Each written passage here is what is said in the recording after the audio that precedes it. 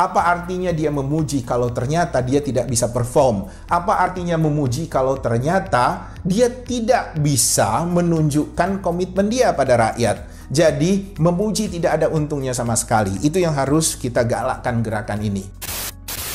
Kalau dikhawatirkan terjadi konflik horizontal, saya rasa kita harus memulai dengan gerakan bahwa pemilu itu adalah pestanya rakyat. Dan pestanya rakyat itu harus dilakukan dengan gembira. Dan kegembiraan itu apa? Kalau kita bisa mengkritisi mereka. Jadi bukan dengan memuji mereka. Kalau memuji bukan di pemilu. Kalau memuji buat lingkungan-lingkungan terdekat kita aja lah, bukan orang-orang seperti itu.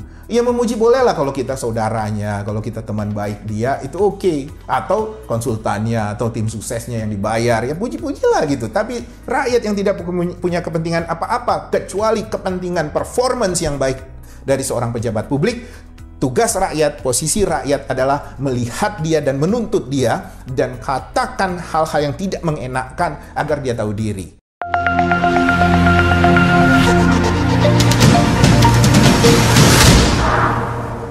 Halo teman Citra Indonesia, kami jamin Anda menang. Kembali lagi bersama saya Putri.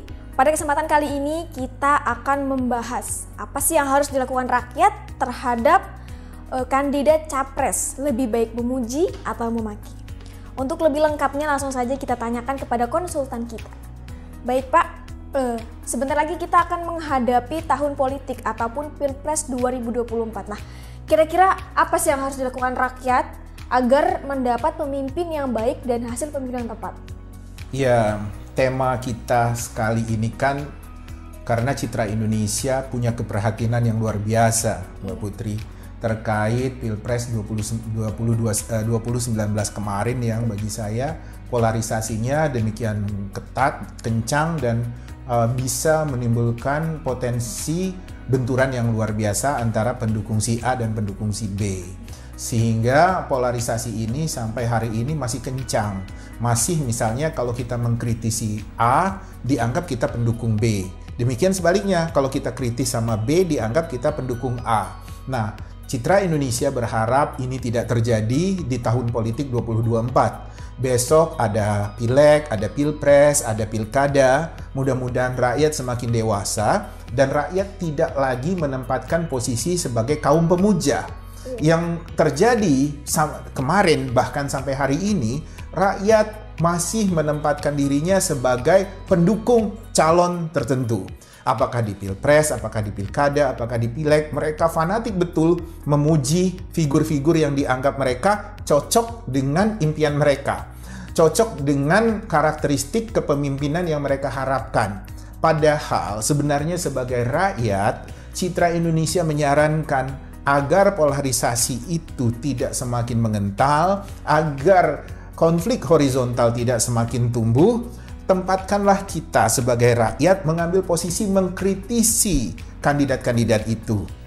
Jadi, daripada kita sibuk memuji, lebih baik kita sibuk memaki lawan politik itu gitu. Misalnya, kalau saya pendukung si A, lebih baik saya mencari kelemahan-kelemahan si B atau si C atau si D, sehingga nanti orang lebih melihat apa kelemahan B, apa kelemahan C, kelemahan D. Begitupun lawan-lawan politik, dia akan menyerang kelemahan, menjadikan kelemahan-kelemahan A untuk mendiskreditkan atau menurunkan nilai si A. Jadi nanti seluruh rakyat akan tahu bahwa si A kelemahannya apa, si B kelemahannya apa, si C kelemahannya apa, si D kelemahannya apa. Sehingga dari begitu banyak keburukan-keburukan itu, rakyat akan memilih mana yang terbaik, mana yang serak buat mereka. Sebab kalau rakyat memiliki tradisi memuji, kelemahan mereka tidak tampak. Orang akan melihat sisi-sisi baiknya saja.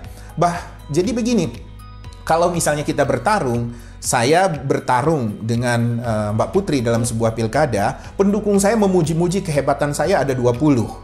Tapi orang tidak melihat bahwa saya punya keburukan 30. Sementara pendukung Mbak Putri mengatakan hebatnya Mbak Putri cuma ada 5. Tapi keburukannya cuma 1. Tapi kan orang tidak melihat itu. Karena kebaikan Mbak Putri hanya 5, kebaikan saya 30. 20. Tapi mereka tidak melihat keburukan saya yang 30. Tapi mereka menilai Kompetensi Mbak Putri kecil karena cuma punya kebaikan 5. Tapi apa artinya kebaikan saya yang punya 20 kalau ternyata keburukan saya 30? Nah, ini yang harusnya bisa menjadi perhatian rakyat kita ke depan, bahwa sebaiknya kita fokus pada keburukan kandidat. Kalau kita senang kepada kandidat A, cari keburukan B, keburukan C, keburukan D. Kalau kita senang kepada kandidat D, cari keburukan A, keburukan B, keburukan C. Begitu terus. Jadi kalau muji-muji ngapain? Apa untungnya? Tugas memuji itu tim sukses. Tugas memuji itu konsultan. Tim sukses yang dibayar, konsultan yang dibayar oleh kandidat. Jadi kalau rakyat yang nggak dibayar, nggak dapat apa-apa, yang besok kelak pemimpin terpilih ini bahkan punya kemungkinan besar akan berkhianat pada rakyat, lupa pada janji-janjinya, untuk apa dipuji-puji? Yang bagus itu dikritisi, kalau perlu dimaki-maki. Nah, tadi ada kawan kita mengatakan, kita tidak dapat delik hukum memaki-maki orang. Saya katakan, memaki-maki beda dengan memfitnah. Delik hukum itu dalam sebuah kampanye politik, dalam sebuah ruang publik, itu hanya 2. Kamu berbohong, kamu memfitnah. Itu yang nggak boleh. Tapi kalau memaki-maki, nggak ada masalah.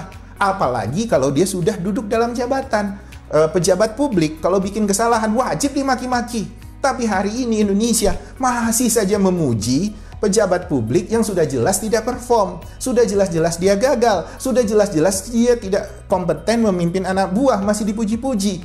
Giliran kita memaki, kita dibilangin sirik.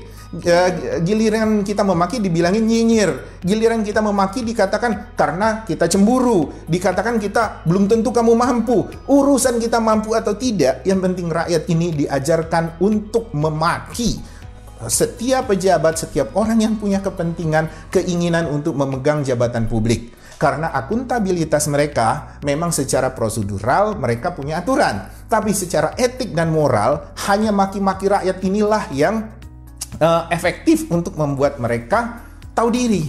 Ada teman saya mengatakan, udahlah Pak, ngapain Bapak itu punya aura negatif? Mengapa tone Bapak itu selalu negatif? Apa memang dunia ini bisa berubah dengan memaki-maki? Saya katakan, dengan memuji itu akan lebih brengsek dunia ini. Apa yang kau dapat dengan pujian-pujian? Memang memaki belum tentu orang itu tahu diri. Memang memaki belum tentu orang itu mengundurkan diri.